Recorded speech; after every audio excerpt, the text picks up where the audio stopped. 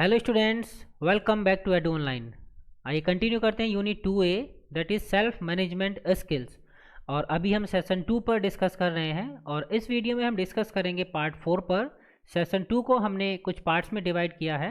There are 4 parts और ये last part है आपका। 3 पार्ट्स पर हम पहले ही डिस्कस कर चुके हैं और इस पार्ट पर हम डिस्कस करेंगे meaning of self regulation. Self regulation से क्या मतलब है। In our previous parts we have discussed about in first part we have discussed the importance of ability to work independently work करना क्यों important है, क्या बेनिफिट्स होते हैं उसके। Then we discuss over self awareness क्या होती है और इसको हम इंडिपेंडेंटली वर्क करने में कैसे यूज़ कर सकते हैं। Then we discuss over self motivation. Self aware होने के बाद हमें किसी वर्क को करने के लिए मोटिवेशन चाहिए होता है, तो किसी बाहरी मोटिवेशन के बिना हम सेल्फ मोटिवेट कैसे हो सकते हैं, इस पर हमने डिस्कस किया था पार्ट नंबर 3 में। और अभी हम पार्ट नंबर 4 में डिस्कस करेंगे सेल्फ रेगुलेशन पर। मीन्स आप मोटिवेट हैं लेकिन आप किसी भी काम को कब करना है, कैसे करना है, सही वे में कब स्पीडली करना है, कब नहीं करना है, ये आप अपने आप को कैसे सेल्फ रेगुलेट करते हैं। रेगुलेशन मीन्स, रेगुलेट का मतलब ही होता है आपका क्या करना, क्रम में रखना, किसी चीज़ों को क्रम में सुचारू रूप से चला कर रखना। तो अपने आप को कंटिन्यू रखना वर्क में, ये हम सीखेंगे सेल्फ रेगुलेशन में। So what is the self regulation.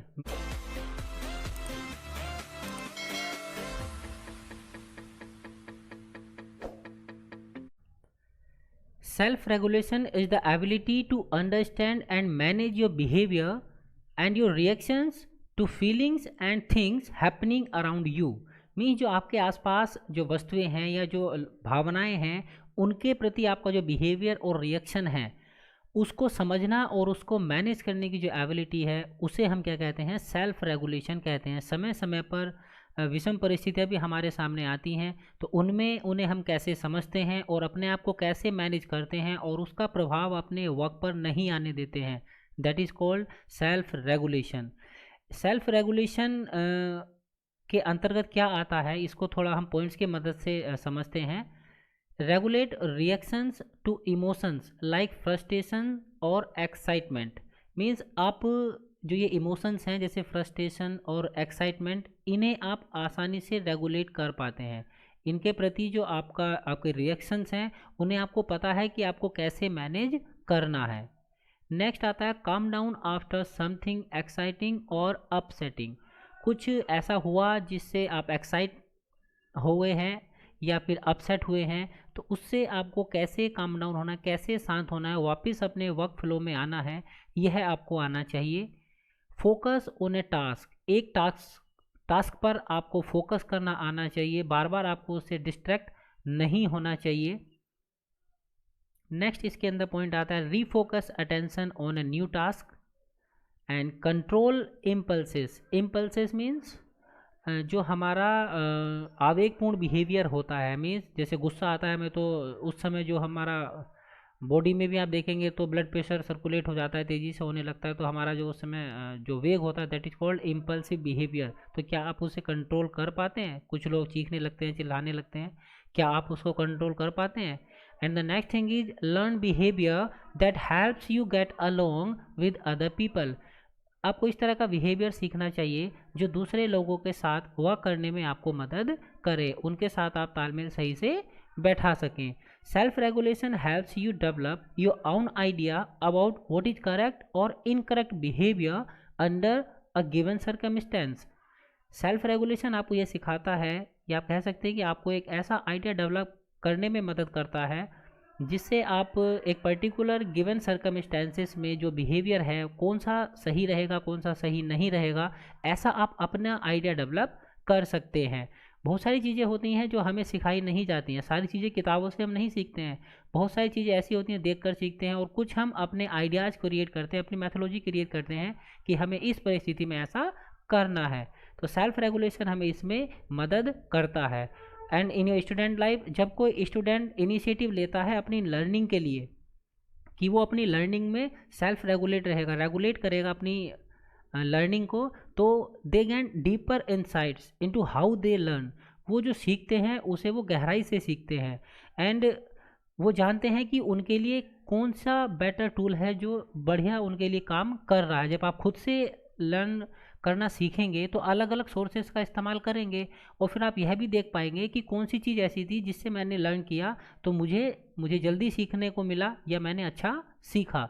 और जब आप अच्छी जगह से सीखेंगे, अच्छा सीखेंगे, तो फिर क्या होगा, आप एक अच्छे लेवल पर परफॉर्म करेंगे। इसके लिए मैं एक एग्जांपल भी देना चाहूँगा। जैसे अभी मैंने इसकी लास्ट वीडियो बनाई थी, जो हमारी फर्स्ट पार्ट था उसका, वो क्या था, the ability to work independently. तो उस पर एक स्टूडेंट है मेरी, जिसने उस पर कमेंट किया, अनम अंसारी। उसने मुझसे पूछा था कि सर क्या ये एबिलिटी मेरे अंदर है। तो यस, ये एबिलिटी उसके अंदर है, और इसीलिए उसने 10th में भी अच्छा परफॉर्म किया। मैथमेटिक्स मैं उसको पढ़ाता हूँ, और मैथमेटिक्स में उसने 100 मार्क्स स्कोर किए, and that is a good sign. और ये किसका नतीजा है, सेल्फ लर्निंग। मुझे कभी उसको कहने की ज़रूरत ही नहीं पड़ी कि आपको ये करना है या ये करना ही है, कभी मुझे उसे वर्क देने की ज़रूरत नहीं पड़ी। So why, because he she self regulate, वो खुद से वर्क को करना जानती है और करती है। इसी तरह से हमें होना चाहिए। Self regulation plays an important role, ये एक इम्पोर्टेंट रोल प्ले करता है हमारी लाइफ में। In order to develop self regulation को डेवलप करने के लिए build on your skills by leading with integrity, being open to change. जो चेंज हमारे आसपास होते हैं या समय के अनुसार, जैसे अभी भी आप देखेंगे हमारे गवर्नमेंट के द्वारा भी बहुत सारे चेंजेस किए गए हैं, बहुत सारी पब्लिकों ने उसका विरोध भी किया। तो हमें चेंजेस जो होते हैं उनको एडेप्ट करने के लिए जो एबिलिटी है वो हमारे अंदर होनी चाहिए, और उसके लिए हमें तैयार रहना चाहिए। प्रैक्टिसिंग सेल्फ डिसिप्लिन की हमें प्रैक्टिस करनी चाहिए, and believing in yourself. And the most important thing is you have to believe in yourself that you can do this thing. आपको अपने आप पर विश्वास करना होगा कि आप इस काम को कर सकते हैं। जब तक आप अपने आप पर विश्वास नहीं करेंगे तब तक आप कोई भी काम बेटर वे में परफॉर्म नहीं कर पाएंगे। Keep calm under pressure by identifying your triggers. Triggers means कि जब आपको कभी स्ट्रेस होता है, इस पर भी हमने प्रीवियस वीडियो में डिस्कस किया है, तो हम जानते हैं कि अपने आप को कैसे उस पर्टिकुलर स्ट्रेस से बचाना है, हमें कैसे अपने माइंड को वहाँ से डाइवर्ट करना है। जब कभी भी स्ट्रेस आता है तो उससे हमें कैसे बचना है, यह हमें आना चाहिए, और इस पर हमने प्रीवियस वीडियो में भी डिस्कस किया था।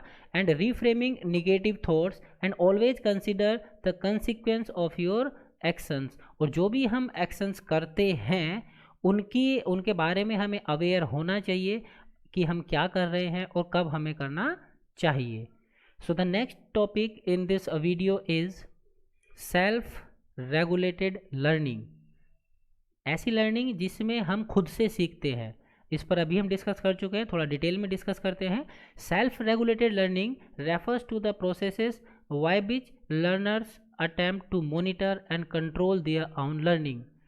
ये क्या है, सेल्फ रेगुलेटेड लर्निंग से क्या मतलब है, जिसमें जो लर्नर है, जो सीखने वाला है, वो अपने लर्न करने की अपने आप से कोशिश करता है, और जो भी वो लर्न करने के लिए कर रहा है उसको वो मॉनिटर करता है, और अपनी लर्निंग को वो अपने आप कंट्रोल करता है। कब लर्न करना है, कैसे लर्न करना है, कितना लर्न करना है, ये सब वो अपने आप ही कंट्रोल कर रहा है। उसके लिए कोई अलग से स्कूल का टाइम टेबल नहीं चाहिए, या कि कोई ऐसा नहीं चाहिए कि किसी टीचर ने उसको टाइम टेबल बना कर दिया और तभी वो लर्न करेगा। सेल्फ रेगुलेटेड लर्निंग से मतलब है कि आपको क्या लर्न करना है, कब लर्न करना है, कैसे लर्न करना है, ये आप खुद से मैनेज कर रहे हैं।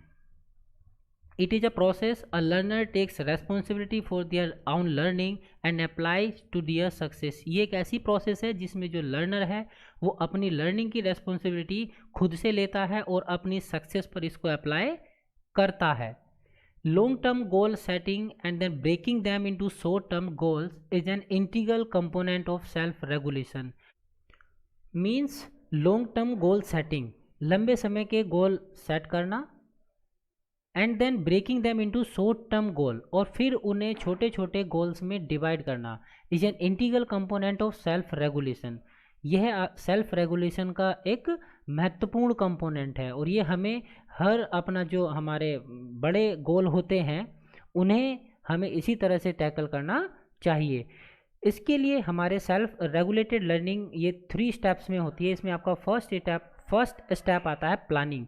इसमें स्टूडेंट क्या करता है, वो प्लान द टास्क को प्लान करता है, गोल सेट करता है और उस गोल से कैसे टैकल करना है इसके लिए स्ट्रेटेजी डेवलप करता है और पर्टिकुलर टास्क कब करना है इसके लिए शेड्यूल क्रिएट करता है। And in this step the student have an opportunity to work on their self assessment and learn how to pick the best strategy for success. और इसमें सबसे अच्छा ये होता है कि जो स्टूडेंट्स होता है वो अपने सेल्फ असेसमेंट पर वर्क करता है, मीन्स उसके द्वारा बनाए गए असेसमेंट पर वर्क करता है और अपने लिए बेहतर से बेहतर स्ट्रेटजी चूज़ कर सकता है, अपनी सक्सेस पर बेहतर से बेहतर स्ट्रेटजी अप्लाई कर सकता है सक्सेस को अचीव करने के लिए। और आपने भी फील किया होगा जब हम कोई अपने ही द्वारा किया गया काम पर वर्क करते हैं तो हमें ज़्यादा बेटर फील होता है और हम उसे अच्छे तरीके से कर सकते हैं। जैसे सपोज यदि कोई गेम आपने बनाया है तो आप उस गेम को बेटर तरीके से खेल पाओगे बजाय उसके अगर आप उसे किसी को हैंड ओवर करते हो। और हो सकता है दूसरा भी ऐसा नहीं है कि नहीं खेल सकता, लेकिन फिर भी आपके चांसेस हैं कि आप उसे ज़्यादा बेटर तरीके से खेल पाएंगे। So planning plays an important role और where is no plan there is no success. Plan जरूरी है किसी भी काम को करने के लिए। And the next thing is monitoring. Plan तो आपने बना दिया, अब उस पर वर्क चल रहा है नहीं चल रहा है इसको मॉनिटर करना बहुत ज़रूरी होता है। तो the next thing is monitoring. In this stage, इस स्टेज में क्या होता है, the student puts the plan into action. जो उसका प्लान है वो उसे एक्शन में लाता है and monitors self performance and the experience with the method chosen. और अपनी जो परफॉर्मेंस है उसको मॉनिटर करता है और जो मेथड्स उसने चूज़ किए थे उस पर्टिकुलर वर्क को करने के लिए, जो टेक्निक्स उसने अपनाई थी उनके साथ उनका अनुभव करता है, उनके साथ अनुभव लेता है कि वो किस तरह से वर्क कर रहे हैं। Students get experience implementing the strategies that choose and making real time adjustment to their plans as needed. अब यदि किसी प्रकार की कोई प्रॉब्लम आपको आती है अपने बनाए हुए प्लान में तो आप रियल टाइम उसमें चेंज कर सकते हैं। उसके लिए आपको किसी की परमिशन की ज़रूरत नहीं है, किसी से आपको परमिशन नहीं चाहिए कि नहीं जिस 8 पीरियड नहीं 7 पीरियड पढ़ाने हैं, 2 घंटे नहीं 3 घंटे पढ़ना है। आपको कोई पर्टिकुलर सब्जेक्ट 2 घंटे आप नहीं पढ़ना चाहते हैं, हाफ एन आवर में उसको कवर कर सकते हैं तो आप हाफ एन आवर पढ़ सकते हैं। तो इस तरह से ये this was an only example, एक एग्जाम्पल था। इस तरह से आप अपने द्वारा बनाए गए प्लान को अपने हिसाब से रियल टाइम चेंज कर सकते हैं और कोई स्ट्रेटेजी आपको लगी कि वो सही वर्क नहीं कर रही है तो आप उसको चेंज कर सकते हैं। And the third step is reflection. Finally after the task is completed and the result are in, the student reflects on how well they did and analyze। जब टास्क कंप्लीट हो जाता है तो उसके बाद जो लर्नर है वो क्या देखता है, क्या चेक करता है कि किस तरह से उसने जो रिजल्ट आया है वो क्या है, उस पर उसने क्या कुछ कमी रही कहाँ, कुल मिलाकर एनालाइज करता है। And students put everything they have learn together and reflect on their experience, learning what works for them and what should be altered or replaced with a new strategy। और फिर सब कुछ एनालाइज करने के बाद वो देखता है कि क्या जो हमने डेडलाइन बनाई थी इस टास्क को कंप्लीट करने के लिए, मुझे जो चीज़ सीखनी थी इसके लिए जो मैंने डेडलाइन बनाई थी क्या मैं उस समय में पूरा कर पाया, क्या जो सोर्सेस मैंने चुने थे लर्न करने के लिए क्या वो सही से वर्क कर पाए, क्या मुझे किसी को चेंज करने की ज़रूरत है, यदि है तो फिर से यही जो प्रोसेस है हम दोबारा से रिपीट करते हैं, फिर हम प्लान में चेंजेस करते हैं, फिर उसको मॉनिटर करते हैं, फिर उसका रिफ्लेक्शन देखते हैं और यदि फिर से हमें कोई प्रॉब्लम मिलती है सो फिर से प्लानिंग, फिर से मॉनिटरिंग, फिर से reflecting. This is a infinite process. ये हमें अपने पूरे जीवन करते रहना होता है और सीखना ही जीवन होता है। यदि आप नहीं सीख रहे हैं तो आप अच्छा परफॉर्म नहीं कर पाएंगे। और एक इसके लिए प्रॉवर्ब भी है, यदि सीखना बंद तो जीतना बंद। और इसका हम एक सेल्फ रेगुलेटेड लर्निंग का एक एग्जांपल मैं यहाँ देना चाहूँगा आपको। इसका एक एग्जांपल है, a student who is attempted to join her friends for a birthday party. एक किसी स्टूडेंट को उसके दोस्त की बर्थडे पार्टी को ज्वाइन करने का ऑफर दिया गया, but he decide to stay into study for tomorrow's exam. लेकिन उसका कल एग्ज़ाम है और उसने बर्थडे पार्टी में ना जाकर एग्ज़ाम के लिए प्रिपरेशन करना चुना। So this is an a successful example of self regulatory behaviour. ये एक सेल्फ रेगुलेटरी बिहेवियर का एक एग्जाम्पल है। So hope you are now understand and can self regulate yourself in a better direction, and surely you will get success in your life and you will get what you want, और आपको वो मिलेगा जो आप पाना चाहते हैं। चाहते तो बहुत हैं, लेकिन उस चाहने के लिए जो हमें डेडिकेशन से वर्क करना होता है और उस वर्क करने के लिए जो टूल्स हमें चाहिए होते हैं उन्हें सीखने के लिए हमारे पास टाइम नहीं होता है। सो यदि कुछ सीखना चाहते हैं आप तो एडू ऑनलाइन आपके लिए है, आप यहाँ पर सीख सकते हैं। और इसके अलावा भी आपके पास इंटरनेट पर बहुत सारा इस समय सोर्सेस अवेलेबल हैं। नाउ डेज इंटरनेट इसे, और इसमें तो हम कहते हैं गूगल बाबा के नाम से आप जानते हैं। Google is a search engine, but internet की दुनिया में उसे गूगल बाबा के नाम से जाना जाता है। मतलब आप जो पूछेंगे वहाँ से आपको जवाब मिल जाएगा। तो केवल आपको क्या चाहिए? सीखने की इच्छा। If you have the keen interest in learning then you can learn everything. तो आप कुछ भी सीख सकते हैं। सो इसी के साथ हम इस वीडियो को यहीं समाप्त करते हैं। In our next video we will start our next unit in which we discuss over the basic ICT skills. उम्मीद करता हूँ आपको वीडियो पसंद आई होगी। पसंद आई हो तब वीडियो को लाइक, कमेंट और शेयर करना ना भूलें। और यदि आप चैनल पर नए हैं तब चैनल को सब्सक्राइब कर लीजिए और साथ ही साथ बेल आइकन के बटन पर क्लिक करने के बाद ऑल पर क्लिक करना ना भूलें, ताकि आने वाली वीडियोज़ के नोटिफिकेशन आपको मिलते रहें। Thank you for watching edu online.